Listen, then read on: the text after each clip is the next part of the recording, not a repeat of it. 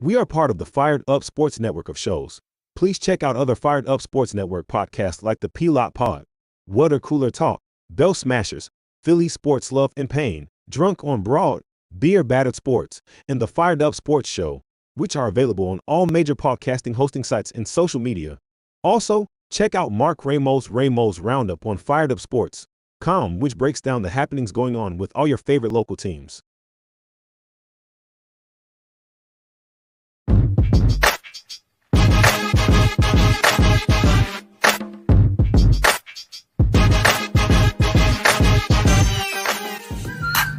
The Philadelphia Eagles are Super Bowl champions.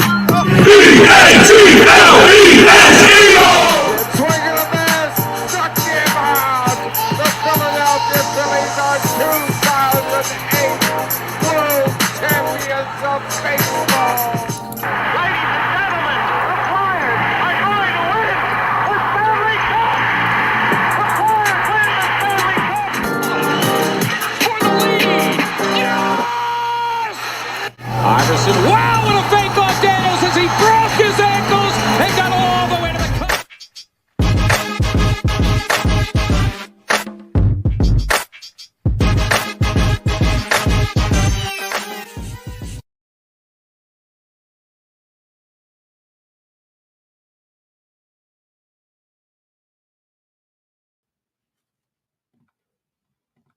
We're live now because we got to unmute ourselves because this is a new platform, and we're trying to figure it out all at the same time. But this is episode 237 of Drunk on the Birds. And I'm trying to unmute Joe. Joe's trying to unmute himself. We're trying to figure.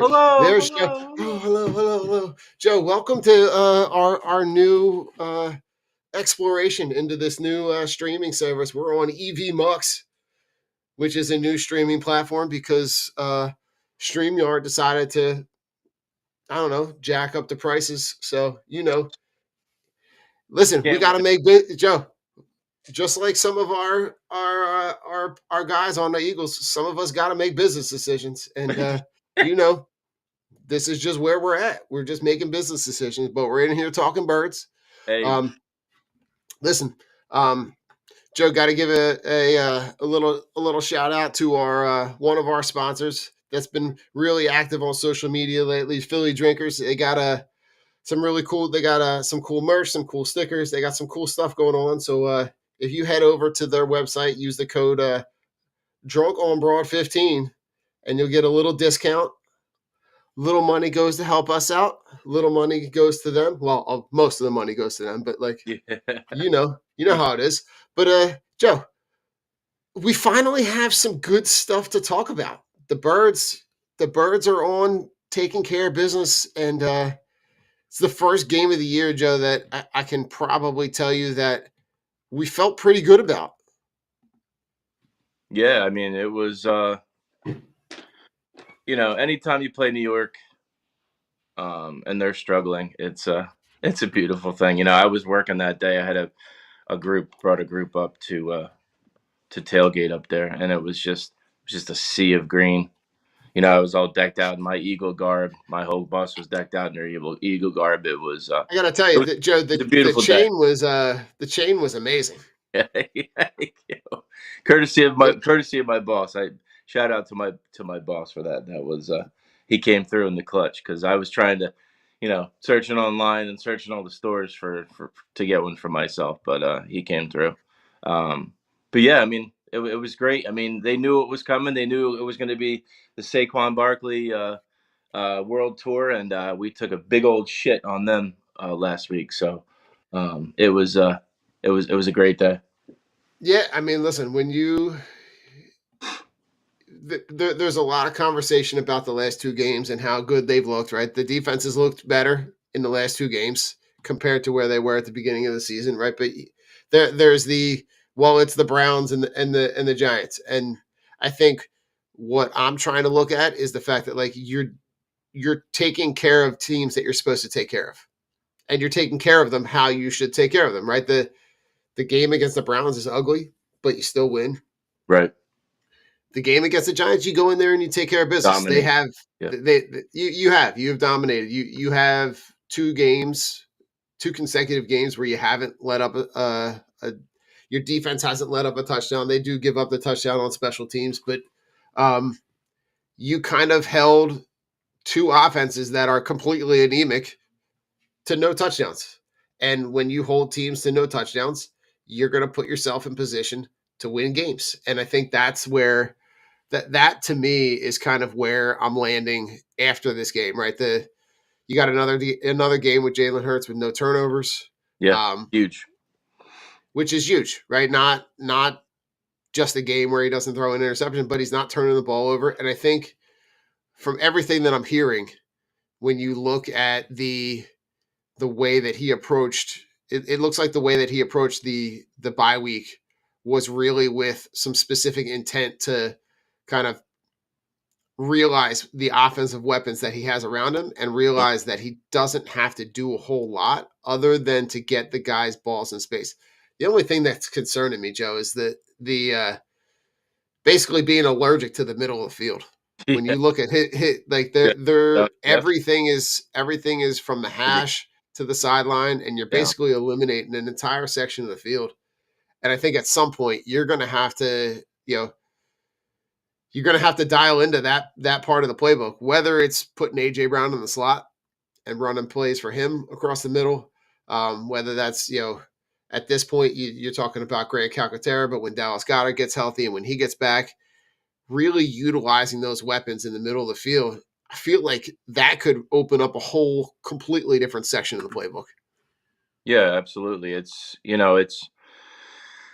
throughout the season it's been who has their hand in the cookie jar, the whole debacle with Nick and the week and the fans and this and that, and you bring in a guy like Kellen Moore to run his offense, but then you have Jalen, and what does Jalen want to do and what does Jalen not want to do. So you kind of put all that in a vacuum, and I think that's where we've gotten to where we are so far. But the consistent for me, and I like to take the positive and the negative, and I'm the ultimate optimist, but I'm also a realist. When you go game to game this season, you can see that Jalen is holding the ball a tick too long. Jalen is, if he's looking at his first read, how quickly is he getting to his second read, or is he even going to the second read? And he's had a tendency to, instead of step up in the pocket, he'll step to the left or he'll step to the right, where that's where you need to live. You hang in there an extra second and you get the ball out. And if it's not there, it's okay to run. Run and get down. Run and get down. Not run and fight for that extra yard. Run and get down or run out of bounds. But he has to take these short passes, or that has to be incorporated in the offense, the dump off to Barkley, a sit route. Somebody just goes a couple yards past the line of scrimmage, because 3 yards is better than no yards. 3 yards is better than a sack. 3 yards is better than a turnover. So, Joe, I think the phrase is you're never going to go broke taking a profit. Right. Yeah. Right. Like, yeah. You get 2, you get 3, right? You get 2, you get 3, you get 12, right? Those little chunk plays open up the next level. And I think we saw a little bit of that, right? You saw the 3, the 4, the 5-yard runs by Saquon Barkley turn into the 45-yard runs. They turn into those long runs because the play design allows for that. And you are quickly realizing, and I think not you, but like we collectively, we are realizing that this team is a running, like they should be a run first team. Run the ball. Right. Your 2 best offensive weapons, and it's hard to say that because that puts Devontae Smith on a completely separate level, which he's not. But A.J. Brown is a top 5 wide receiver. Saquon Barkley right now is a top 3 running back in this league. Yep. If you feed the ball to them, there's a reason why you paid those dudes money. Give them the ball. Stop trying to make stuff complicated. Give him the ball. He showed you on Sunday. If you give him the ball and you trust him and you let him run, and I can't say like behind this offensive line, behind what is this offensive line right now? Because you've got injuries up front, right? Mekhi Becton goes out with a concussion. You've got Tyler Steen filling in. You've got Fred Johnson filling in, right? And you're still rolling, right? And that's that Stoutland right? We're going to keep guys prepared with the next man up mentality. But you really saw how that played out, and you really saw the evidence of that in that we're able to get those chunk yards, right? And then, Joe, that's what's frustrating is that how do you and I and every other Joe Schmo doing a podcast that doesn't have access to the all 22, that's not grinding on tape, that like works our regular job, listens to the guys that are reporting on the team, watches the shows, watches the highlights, and we can see it. Right. Why are the people with the most access to the most information still not able to see it? Or is it like, are you just being stubborn? Like, are you getting information from somewhere else that says like, no, we got to throw the ball. We got to throw the ball. We got to throw the ball. And you're not looking at your team going, yeah, but right now our best player is a running back, and one of our best assets is our offensive line. Yep. And if we use that well, then AJ Brown opens up, then Devontae Smith opens up, then the tight end, whoever's playing tight end opens up. Right. Like it opens up everything. Yeah, everything. It all plays off of each other. I mean, if I'm the Bengals defensive coordinator this week, I'm putting eight or nine guys in the box and saying, "Hey, Jalen, you're going to have to beat me with your arm." So, as the coach, the coordinator, and the quarterback, you have to be interchangeable in the NFL. If they're stacking the box, you still have to keep running the ball to keep them honest, but you also have to, you're going to have to do run slant plays or run, an out route or whatever you have to do to take the pressure off of your offensive line, because they want to run the ball. They don't want to pass block. Any offensive line would rather run the ball. But Jalen has to be able to evolve for this team and this offense to really, to be a real playoff team and to make some real noise. That the running motto is that's what they need to be, but they also have to be able to make those other. You have to be able to make those other throws. The Brown touchdown against the Giants was great. The Giants are idiots. They didn't double team our best receiver on 4th down and 3. It worked out. We got a touchdown. But if you go back and think about it and look at it, it's 4th and 3. Why are we throwing a bomb? And Joe, to go, so 2 things. One, I want to get to Adam's point in a second about the not scoring in the first quarter, right? Adam, we're going to get to that in a second. But Joe, that sequence, when you look at the play selection on 2nd and 3rd down, if you have better play selection on 2nd and 3rd down, then you're not in a 4th and 3. Right. You don't even put yourself in a position to be in 4th and 3. Now, listen, I've heard, I don't know who was breaking it down. I don't know if it was Ross Tucker or Baldy or whoever, but the breakdown of that play and the defensive approach from the Giants was like the worst possible outcome and scenario for them. That was like the guy that was guarding AJ Brown was guarding him one-on-one. That guy is like 4th or 5th on their depth chart.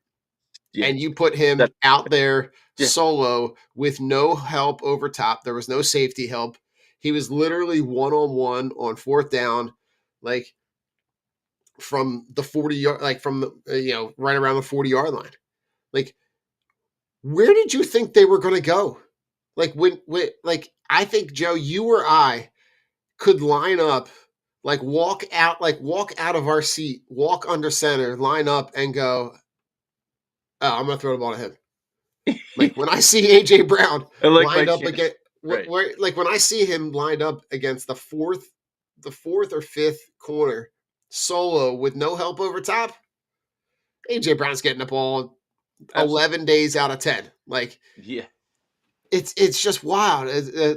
But so the defensive approach, you can see just in the evidence from that scenario right there why the Giants are having trouble, Sure. why they're not able to keep teams out of the end zone. And the Giants, they're getting pressure, they're getting sacks, but like it's not translating into anything.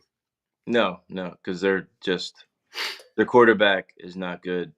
I mean, they have Malik Neighbors, but I mean, Malik Neighbors. All right, when I'm you gonna. got Lock, when you got Q Lock over there locking it down, it's going to be a long day. But it was line it up, smash it, run it down their throat on Sunday, and you knew once we were up 2 scores, probably up 2 scores, that it was probably over because Yeah. the Giants just don't have the firepower. They don't have the quarterback to get them back in the game, And once the sack started happening, he was curling up in a ball. So Oh yeah.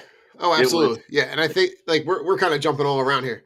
yeah, But Malik Neighbors gets held to 4 catches for 40 yards, and I'm surprised it's even that because when I'm looking at the the rating and the stats and try not to get too deep into the stats, but when you look at Quinnion Mitchell in this game, he's only targeted 4 times.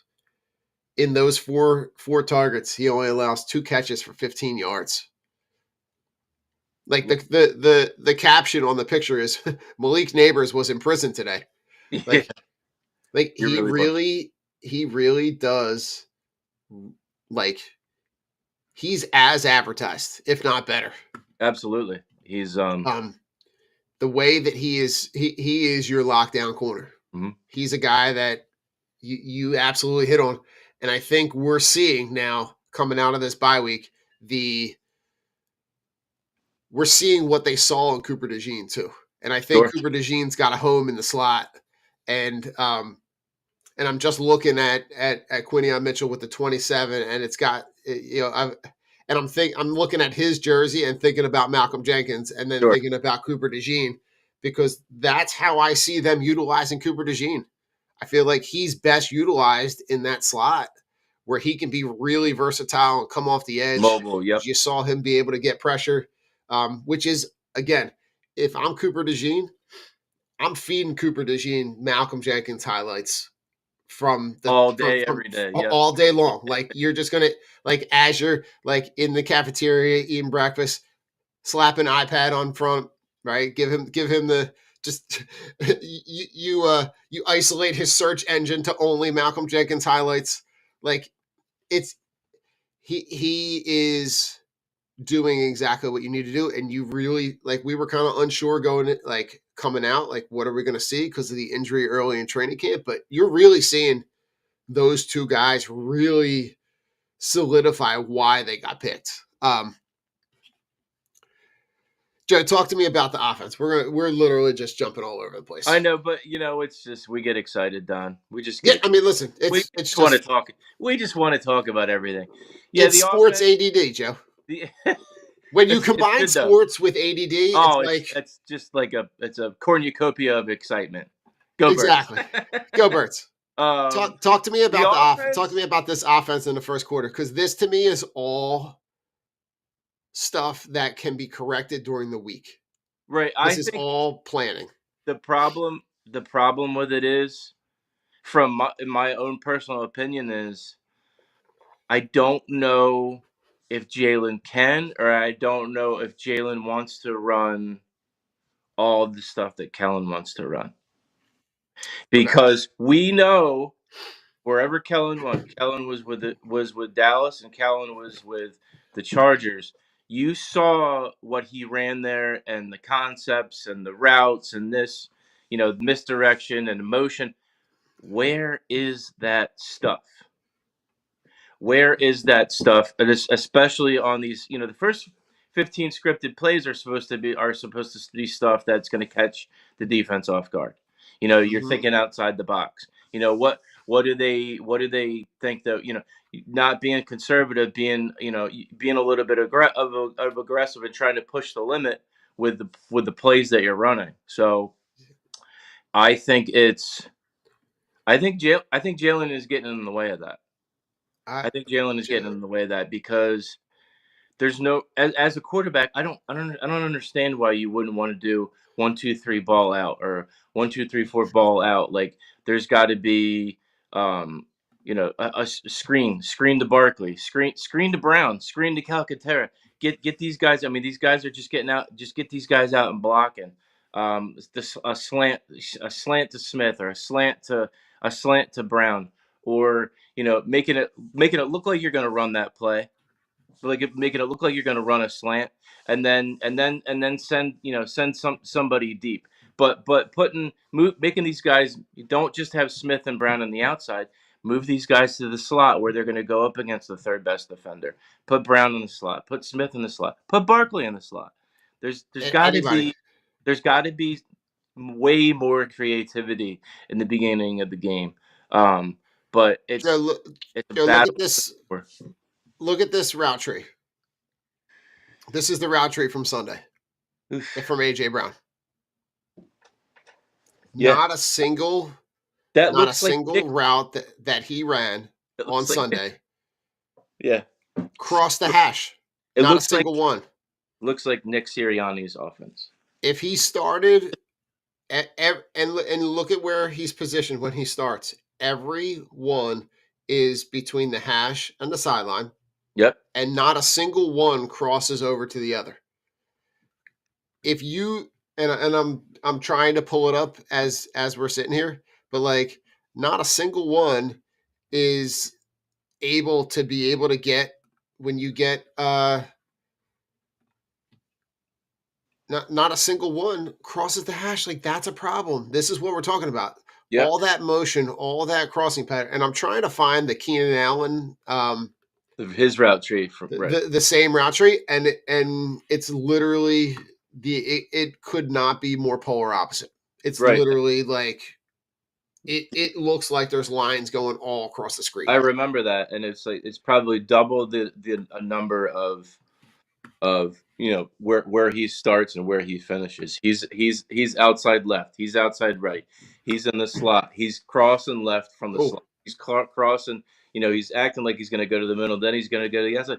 Like there's got to be.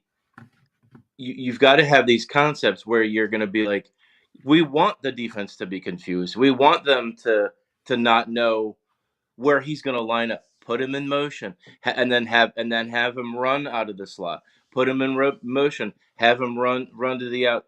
Run to the right or run to the left, or just bring him out of the coming out of the backfield. Act as a decoy. Like these concepts and these things we see on a daily basis, or a week to week basis from other teams and from what Kellen Moore has done in the past. Now they got to go do it. You got to go do it. And here, Joe, here is the route tree from Keenan Allen that I was talking about. This is from a game against Minnesota in 2023 when Kellen Moore is the offensive coordinator for the Chargers. Look at the drastic difference, right? You see patterns that are erratic. You see patterns that are all over the place. You see patterns that cross over to the hash. Like I'm looking at 1, 2, 3, 4, 5, 6, at least 7 patterns in this route tree from this one game that crossover.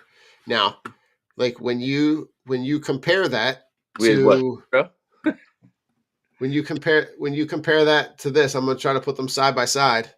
It's just disgusting. Right? Like these two side by side, these are from the same. There's no way that you can tell me that these two route trees from these two wide receivers are from the same offensive coordinator. You can't tell me that. Damning, and I don't care what anybody says about the evidence is what it is, Joe. Nick's calling a play here, Nick's calling a play there. When you see this, that's Nick Sirianni's off. That's Nick Sirianni calling the plays. There's no way in the world Kellen Moore is calling that. No way. No, you can't tell me that that's happening. So, Joe, how do you fix this? How do you fix the not scoring points? Because this is what, if you go back to last season, this is the last 8 consecutive games that they haven't scored a touchdown in the first quarter. They haven't scored a touchdown. They haven't scored a point in the first quarter since I want to say like week 16 or 15. Do you remember the last guy? You ready for this, Joe? I pulled this one on Rich. Do you remember the last guy to score a first quarter touchdown for the Eagles? It was a wide receiver. Was it the Arizona game? It was New Year's Day. Julio Jones. It was Julio Jones, right? Julio Jones. It was a year ago. Right. It was. I mean, at this point, Joe, it was almost 11 months ago. Yeah, it's disgusting. It's ridiculous. We smirk and smile and laugh about it, but it's not. It's getting to the point where it's not funny anymore. How do you fix this? If Joe is sitting in the room, like you got Kellen Moore and Nick Sirianni right in front of you. What is the message to them to attempt to correct the not scoring points in the first quarter? This needs to be Kellen Moore saying, Coach, we need to change the mentality. We need to change the approach in the first quarter. We need to have more diversity. We need to have more. We need to open up the playbook more. I think Nick is holding them back. Like, just looking at the route trees that they're running, I think Nick is making it. Is he dumbing it down? Is he simplifying? Is he doing it to help Jalen, or is he doing it just because that's what Nick wants to run? And that's what we need to figure out, because it's got to be Kellen Moore's offense, and it's got to be Kellen Moore's offense the whole game. Nick's going to have say, but Nick he's too involved. He's too involved, and he clearly looks like he's way too involved in the beginning of the game. Kellen Moore needs to have more say for this offense. If I had something to say to him, look at Mike Tomlin. Look at Jim Harbaugh. John Harbaugh. Look at how those three guys are essentially what he's supposed to be, right? He's supposed to be this CEO coach that just oversees everything. Look at Mike Tomlin is a guy that from afar, I really appreciate his leadership style, because he's a take no bullshit kind of I run the show. And you saw kind of evidence of that when, in the middle of the season, when his team's not playing awesome, but they're not playing bad either, right? He says, nope, we're gonna see what Russell Wilson has. And then the coach says, one of the reporters asks him, why are you making this decision based on how Justin Fields is playing? He's not playing bad enough like some of the quarterbacks in the NFL that are getting benched. And he's basically like, well, that's why they pay me. They pay me to make these decisions. Right. I see none of that. I see confidence in John Harbaugh. I see a confidence in Mike Tomlin. I see that leadership style. I don't see that here. Yeah. I see that there's a lot of unsureness, a lot of attempting to try to figure out things on the fly, where this to me, and Adam, I know we've been kind of rolling over this point a lot, but this to me is a preparation during the week. We need to focus on how to best utilize our guys when we get the ball early in the game. Because if they start to do that, Joe, they can really start to put teams away early, right? Imagine if they're able to have a successful drive in the first quarter, and then the second, third, and fourth follow suit in this game, right? Now you're talking about a game that's out of hand before halftime. Right. It really has to be I think you have to lean right now on your best player. And your best player right now is Saquon Barkley. Lean on him. Get him the ball early. Feed him early. Give him an opportunity to eat. And then you see that and this is going to go into one of Adam's other points, right?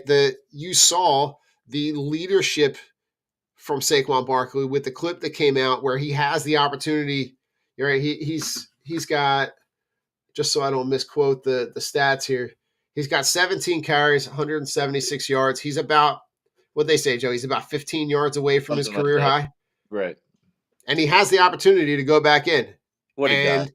What a guy. Right, and you saw his leadership skills go, yo, Nick, that don't mean anything, right? What do you say? Let the young dog guys eat. Yeah. Let the young guys eat, right? Yeah. That leadership skill, right? That leadership shows that he's ready to take ownership over that, right? He's seeing all the opportunities that he didn't have in New York.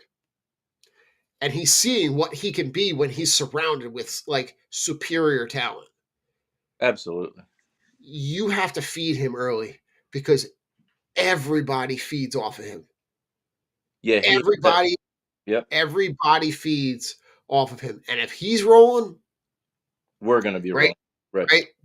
If you get him rolling early, then teams start to have to stack the box because you can't let him get loose because he'll break one.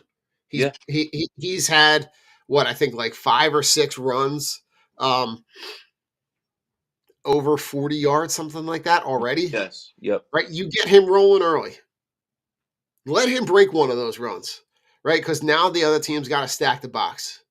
All right, you stack the box. Now you're going to leave A.J. Brown and Devontae Smith one-on-one. Pick your poison, right? Right? Now you put teams in positions where they don't have a choice, right? They either got to stack the box to stop Saquon, or they got to keep 10 deep and they got to stop A.J. Brown and Devontae Smith. Like, you got to do one or the other. You can't do both. Right. But I think that to me would be my biggest message. But Saquon Barkley, as advertised, MVP. Listen, he's team MVP, Joe. He might be the MVP. He's MVP of the league. Yeah. He might be the MVP. He might be Joe, he's going to be right up there. Right. Look no further than the team that you're going to see in a couple weeks, right? You got to see what the Rams have started to put together and how they're really focusing their offense on the guys that play really well. Get Cooper Kupp the ball, right? Get Puka Nacua the ball. Get Kyron Williams the ball. Like, feed it to your stars and let them. And you saw what they were able to do against Minnesota, and Minnesota's looked really impressive. But Joe, here's my I don't bet, but I would put my shoebox of money on bet. Bet the team to lose that played the Lions the previous week. It's lost like the team coming, like when a team plays the Lions, they've lost the next game like 6 or 7 consecutive weeks. Wow. Yeah, it's pretty telling. Right? Which tells you telling. Also, which tells me like I don't want to, like, the team that scares me the most in the NFC is the Lions. Sure. That's a team that nobody wants to face. No. Right? And even with losing Aiden Hutchinson, defense is still playing well. You still got you got stars on the outside. You got St. Brown. You got Williams. You got Montgomery. You got and Jared Goff's had his little resurgence. He and Stafford have both kind of shined in different spots. The Lions are a team that are going to be they're a fun to watch team, but that's a team I don't want to run into. They dominate. Yeah, they take your soul. Yeah. And they can play defense. They can play offense. They've got a good quarterback who doesn't turn the ball over. They've got the 1-2 punch with Gibbs and Montgomery. And, Laporte, they haven't even really opened up Laporte yet. I mean, he's a Pro Bowl star caliber tight end. So, and I see them. They're probably going to make a move before the deadline to add a defensive, maybe add a D end or whatever, which is going to be even more scary. I mean, they're doing what they're doing without him, but the rich are going to get richer. They're a well-oiled machine. They're super well coached. I mean, I don't know who wouldn't want to play for a guy like Dan Campbell. And then you have Ben Johnson as your offensive coordinator. I mean, the guy is just. He calls all the right plays at all the right times, and he's just they're just rolling. They're just like a big blue train that's rolling down the tracks, and it doesn't seem like anybody's going to be able to get in their way. So No, it's it really does feel like they're a team that's really emulating their city. yeah, Like their play on the field really emulates everything that you know about Detroit as a city. yeah, Like dirty, gritty, grimy, like gonna get in your face. Which I can appreciate, right? yeah. I mean, You right, as much as I admire Mike Tomlin and his leadership, right? The way that Dan Campbell is leading this team in Detroit, you can see that he's got them within striking distance of really, really playing at an elite level where they're going to be in a place where they're going to be contending for NFC titles for a long time. And that division that they're playing in is really good too, right? sure. The Packers, Vikings, Bears, right? They're all good. I think They're all going to be right there. they're all going to be right there. But I But think Detroit's got what might be to the benefit of the rest of the NFL is they're going to have to play each other. right. Beat the crap. Right. At some point, they're going to have to. Everybody's got to play each other twice. Right. So they're going to that their records will kind of suss itself out as soon as they start to play each other. But this defense, Joe, played really well. Right. You had Nolan Smith, Jalen Carter, Nakobe Dean. All three of those guys combined for 17 tackles, 7 QB hits, 6 tackles for loss, 5 sacks. Right. Those young guys that we've been looking to get a lot out of end up playing really, really well. Nakobe Dean with 11 tackles, 2 sacks, 4 QB hits, 2 tackles for loss. Cooper DeJean. Now take PFF for what it's worth, but he's the highest graded defender on the Eagles since becoming a starter. Like you're really getting an opportunity to see this team really play at an elite level. And I think when you take a step back and you look at their overall defensive stats over the last 6 games, the only place where they are not in the top 10 is in takeaways. Yeah, they're right. They're 6th in they're completion percentage allowed. They're 7th in points, 7th in sacks, 9th in total yards, 9th in passing yards. They're 10th in rushing yards, and they're last in the league in takeaways. Wow. Well, to his defense, Quinyon Mitchell does play defense, and he clearly has. He doesn't have the best hands. How many? I know he dropped one. He dropped the wide open one. He looked like he was running the route better than neighbors. And he dropped that ball that was was over trying to make that basket catch. But if he he's had multiple opportunities this year.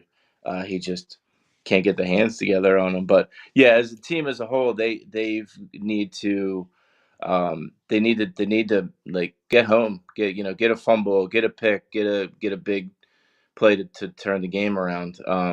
But I think it's going to come, and I think I shout out to Vic Fangio and him realizing that you can't play off all game, and you have to adjust, and you have to adjust in game adjustments, and he's been able to do that, and I think that's why this team's defense has gotten as good as they have over the last few weeks, because they've come up, they've pressed the receivers, they've pushed, they've blitzed, and they've taken it to the other team. Now this week is going to be a huge week, a huge test for the Eagles defense. This week is stupid important. Yeah. I mean, you've got to read the room, and you've got to see what's going to work and what's not going to work. If you start off in zone and they're picking you apart, then you're going to have to come up on these guys. Obviously you don't want to give up the big play, but if you decide to bring the corners up and play right on the receivers, you've got to get home. Like they've got to be able. The Bengals offensive line is not fantastic, so might not get the Burrow, but you got to get him off his spot. You got to. Yeah.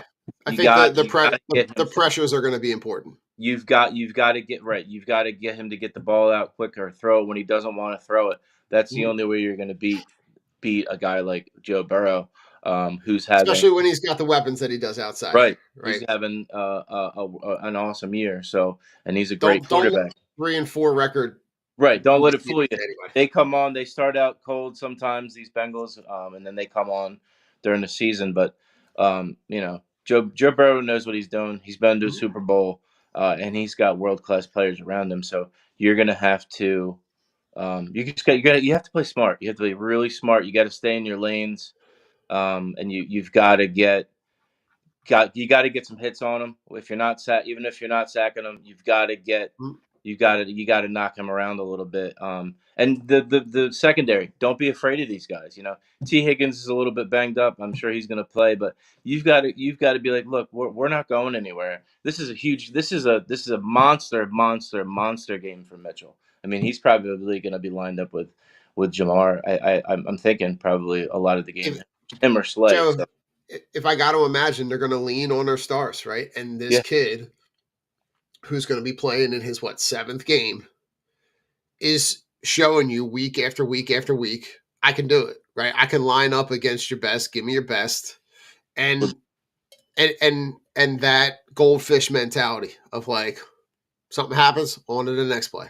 He really does feel like, because you can see the frustration when he's not getting the interceptions. Mm-hmm.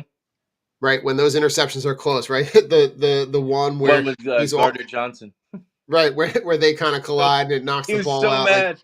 Like, he's so close, right? But Yeah. but you saw him bounce back like a couple plays later and make another big play. So like that mentality of starting to and you're seeing what could be the cornerstones of your defensive backfield, right? When you talk about, as not great a play has been on the field with Gardner Johnson, you're seeing his mentality kind of rub off on those guys a little bit, right? And you're seeing when we were young Birds fans and we saw Lito Shepherd and Sheldon Brown, right? We saw them come in when we saw them come in and take over for Bobby Taylor and those guys, right? You're starting to see those guys, right? Slay is probably on his last year here.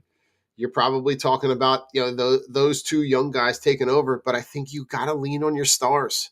This is a game where you got to lean on your big guns on offense and defense, right? Like when I look at AJ Brown's got to have a big game. He's got to be a star, right? And Joe, this is something that we should have probably talked about when we were talking about him in single coverage with the 4th or 5th DB, right? But in single coverage this year, he's had 16 targets, 16 catches for 325 yards and 3 touchdowns. Pretty good. He's a good player. Not bad, No. right? Not bad. And when you talk about Lane Johnson's the only offensive tackle in the league to allow, with a minimum of 100 pass blocking snaps, to allow less than 5 pressures. He's allowed 1. Right? Wow. Right. When you talk about Aiden Hutchinson. Aiden Hutchinson is a big guy that and a big deal to stop, so that you do. Now, listen, I'm sure Aiden Hutchinson is probably going to line up against Fred Johnson, but Trey Hendrickson. If you so you still got the Lions on the brain, man. It's a little early. Maybe I should have something different in my mug. Yeah, it's all right. I knew what you meant though. I knew who you meant. But you're gonna have to lean on your stars. You're gonna have to lean on your big guys to be able to take you to that next level. Joe, before we get into predicting the Bengals game, can I just share with you a really, really fun stat that also shits on New York? Yeah. Anytime, any day, anywhere. Absolutely. Bring it. Are you ready for this? There's been more NHL goals scored at MetLife than Daniel Jones touchdowns since January 1st of 2023. Wow. There's been more. Let me repeat that. There's been more NHL goals scored at MetLife than Daniel Jones touchdown passes since 2023. He should just not he should just come down with something for the rest of the season. Like, seriously? Like, it's and It's right, epically. It's just like he's historically bad. And hold I on. don't know how his contract works, but I'm thinking that they're gonna do whatever they can to get out of it after this season. There's no way he makes $40 million. What does he do? He doesn't There even have touchdowns. He doesn't even score. He doesn't I know even it's score. bad, He got benched for Drew Lock. Joe. To take it even further, there have been 20 other players to throw a touchdown pass at MetLife since that date too, besides him. Yeah. From the likes of, I'm going to read from the bottom up: Bo Nix, Wow. Desmond Ritter, Mac Jones, Tua, Stafford, Marcus Mariota, Geno Smith, Trevor Siemian, Jordan Love.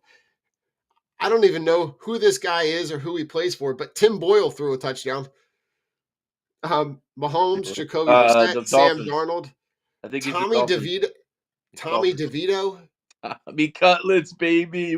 Tommy Woo! Cutlets, Prescott, Hurts, Allen, Tyrod Taylor, Aaron Rodgers, Zach Wilson. You ready for this? Zach Of all the Wilson. guys on that list, Zach Wilson has the most touchdown passes at MetLife since January of 2023 at 6. Wow. And Jones has 0. Jones has 0. He has not thrown a touchdown pass at MetLife since January Since he 1st signed the of contract, 2023. I think, right? It's dude, so bad. Oh, so That bad. team, that team is just in the abyss, and it's a beautiful thing, man. It's a beautiful thing. Oh, it's wonderful. All right, so Joe, talk to me. So talk to me about Adam's asking the predictions for Sunday. Right, this game gets flexed out of prime time into a 1 o'clock slot. You're going to play in Cincinnati. Talk to me about what you're feeling about the predictions for this game. I'm not gonna lie. It definitely is making me nervous. With having to play out there. The Bengals are playing better, and what they bring offensively, and even what they bring defensively. With Mailata being out and how they're going to move Hendricks around, and um, interested to see what their lineup is going to be. Are they going to stack the box? Are they going to play coverage? You're going to have to see how they do that, and we're going to have to respond to that. But I think if it's we say it all the time, and it sounds like a broken record, but if they can win the turnover battle, and Jalen doesn't do anything stupid, forcing throws, holding the ball, he's not holding the ball too long, and opening up the passing game at least a little bit. I think they're going to win again.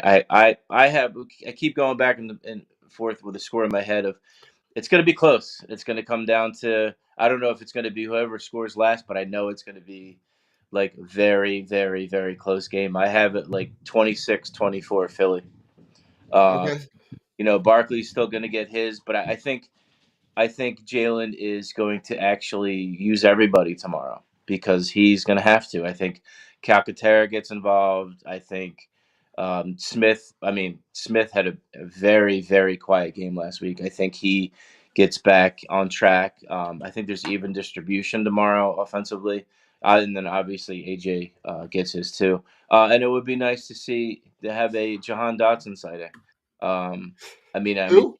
he's been right exactly. I mean, he's been on the team long enough. I mean, we had him during training camp, and now we're into um, game 7. So, I mean, everybody's got to get involved. The play calling's has to be better. You've got to use the middle of the field, but it's going to be a close game, and I think they're going to pull it out by 26-24, and Q's got to get a pick, man. He's been so close. He should have had a pick last week. Why not? Why not get a pick against Joe Burrow tomorrow? It'd be a beautiful I, thing. listen, I could not agree with you more. I think this is a day where I think this is a day where everybody fills up the stat sheet on both sides. I think this is this the way that both offenses are built, I think this really has an opportunity for both teams to put up a bunch of points. I think this could be, a shootout where you kind of go back and forth, and you you go blow for blow. I think it is an opportunity for them to kind of capitalize on these last two really winnable games. For whatever reason, it's always hard for me to pick against the Birds, but I I can't see it any other way. But I do think that this could be a place where the defense struggles a little bit. I think this is like a 38-35, 34-31 kind of spot where the Birds pull it out, and it could be an opportunity, Joe, where whoever's got the ball last wins. Yeah. But it really is a game that I'm excited to watch on a football level. I think there's a lot to be excited about. But Joe, I think where I start to lean the Birds is I see, even just in recent weeks, I've seen where their offense has struggled, right? You saw them in New York against this trash Giants team really struggle to put up points. Oh, So first quarter. that's kind of where I'm leaning. First quarter. But yeah. So Joe, before we jump out, right, you were talking about Jahan Dotson. There's been a bunch of guys on the move, right? You saw Hopkins is going to end up in Kansas City. You saw the Bills get Amari Cooper. You saw the Jets go for Devontae Adams, which on many levels I don't understand the Jets and Devontae Adams. And then they lost. Right, and he lost to the Steelers in 2 consecutive weeks. But the Jahan Dotson trade, as those other trades go down, terrible. looks so bad. Looks really bad. Like you traded and you gave up a third and 2 sevenths, and the Jets gave up less for Devontae Adams for perennial Pro Bowler. Right? The Jets gave up a third. A third that could be a second, depending on play, depending on stats, yada yada yada. Right, but they've done it. They're stars. Right. And and Amari Cooper goes for a third and a seventh. So both of those guys are guys that you give up more. You gave up more to get Jahan Dotson for a guy who's significantly less talented than. Now, I say all that to say this, Joe. Do the Birds make a move at the trade deadline? Do they? Because there's a lot of conversation around Cooper Kupp.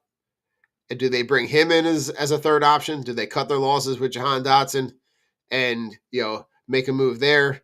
And you pair Cooper Kupp with Devontae Smith, with A.J. Brown, with Saquon Barkley. There's only one ball, but right. And then there's the conversation with Max Crosby. Now, Max Crosby, from everything that I've heard, everything that I've read, has made it very, very clear that he does not want to move out of Oakland, but he also doesn't want to be part of a rebuild. So I don't know, Max. You can't have it both ways. But the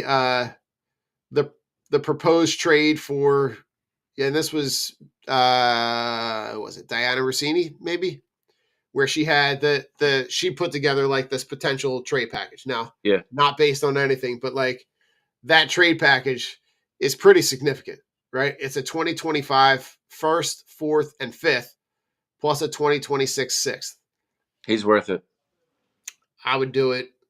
I would have done it before the season even started. You need a game changer. You need a game changer on defense. Games. You need a closer. You need a game changer on defense. I would love Cooper Kupp, and I would love Cooper Kupp on this team, but that's not what we need, because I don't care if you put Jerry Rice as your third receiver. I still don't think Jalen Hurts is going to throw him the ball. You know what I mean? You're not wrong. Not enough ball to go around, and he doesn't even distribute to the guys that we have right now. So you need a young game wrecker who's going to who you're going to have to game plan for on defense, and whether it's Crosby, Myles Garrett, or a guy along that line, I would do it in a heartbeat, man. These guys don't become available all the time, and you already Yeah, know what you're getting. He's still young enough, and all the guy does is produce. I'm in. You don't have to do any more convincing on my end. If that's the trade package that's on the table for Max Crosby, I would even argue I'd give you more. Right. That I that mean, look, that we drafted that we drafted Derek Barnett in the first round. Would you rather draft Max Crosby in the first round with the same pick, or would you rather draft Derek Barnett in the first round with the same pick? It's like it's a no-brainer. It's a no-brainer. no, You Joe. already I know what remember you're getting. You already know what you're getting right now. I remember listening to Ray Didinger talk about trades. Whoever gets the best guy wins the trade. Period. Like end of story. Like let's not make it more complicated than that. Right. Whoever gets the best guy wins the trade. And guess what? If you trade for him and you do give up a first, a fourth, and a fifth, and a future sixth, I don't give a shit. Right. Because if you end up in a parade on Broad Street, Doesn't no matter. one gives a shit about those picks. Right. And he's 20. Because He's 27. He's probably going to play at this level for probably 3 years. at least At least 3. And if at you least look, 3, maybe 4 more years. you give up a third round pick for Jahan Dotson. Oh boy, we're going to give up a first round pick for Max Crosby, who's arguably one of the best defenders in best defensive lineman in the league. There's no, we don't even need to debate it. There's no debate. Yeah. There's no debate. I can't imagine that would be something that would be even in the conversation. Like if that's on the table, then that's one of those times where you just swing it and you figure out a way to get it done. I don't. Star detail. Yeah, I know that the other like the Myles Garrett is another guy who know they can't figure out what to do because that team is going nowhere. But he's that meme, Joe. He's the Lamborghini parked at the trailer park. Yeah. But like he said that's who Myles Garrett is. Myles Garrett is the Lamborghini. He said with his own words, if I were ever put in that situation, absolutely I would play for the Eagles. He said that. Oh God, yeah. He said that. And why would you not want to play in Philadelphia over like an organization like Cleveland, who yearly it just falls apart? And you want to talk about a game wrecker? I mean that and a guy that plays. Obviously, we saw it 2 weeks ago. We saw it on Sunday. He plays special teams. Like he will wreck the game at every level. You can move him anywhere on that line. Put him and Jalen Carter next to each other. Like, dude. Okay.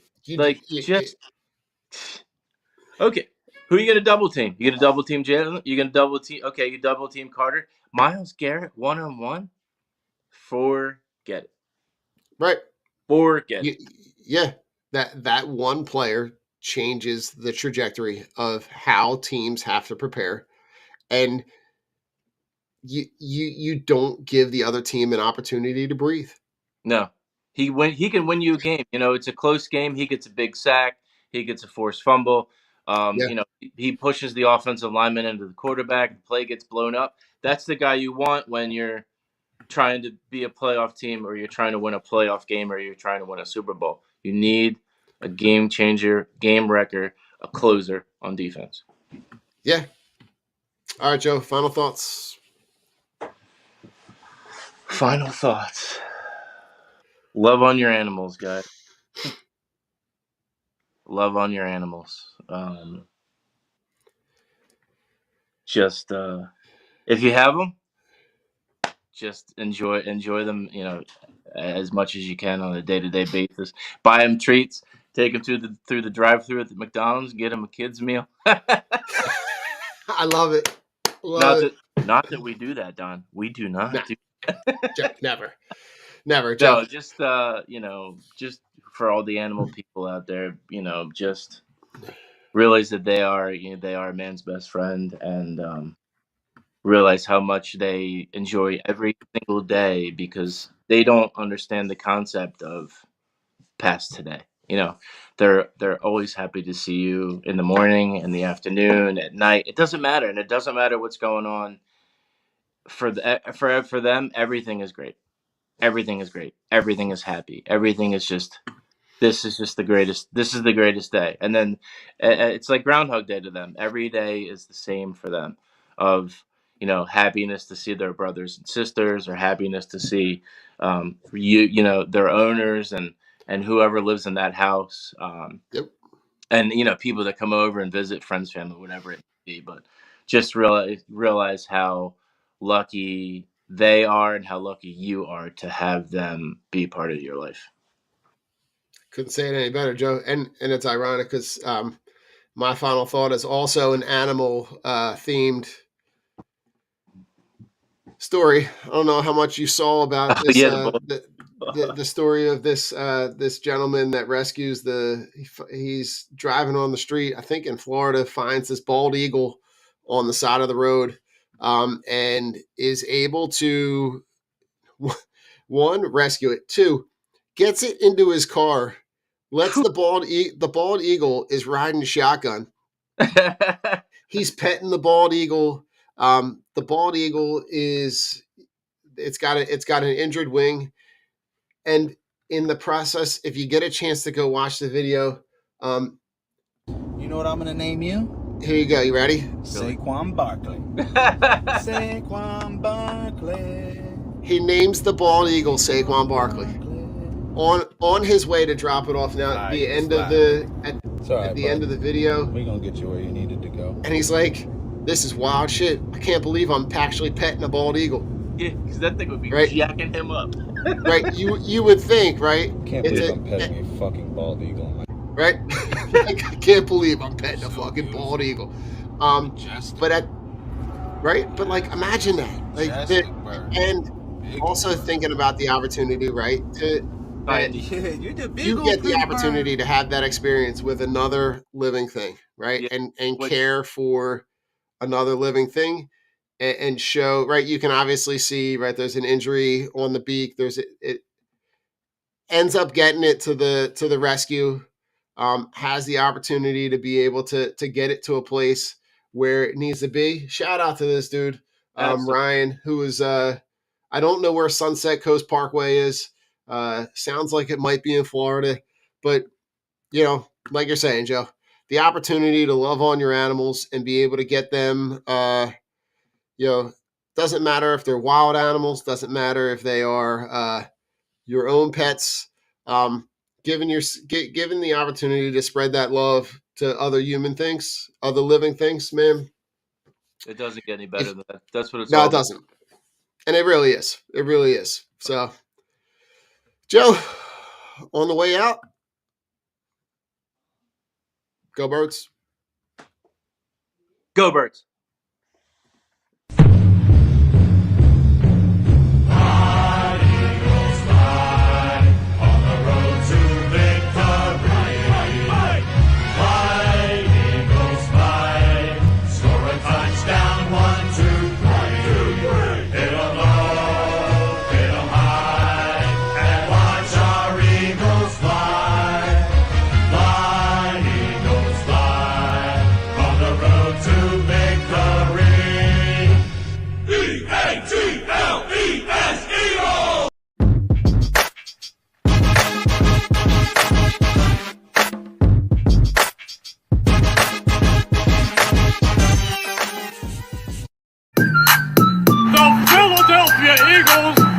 Super Bowl champions.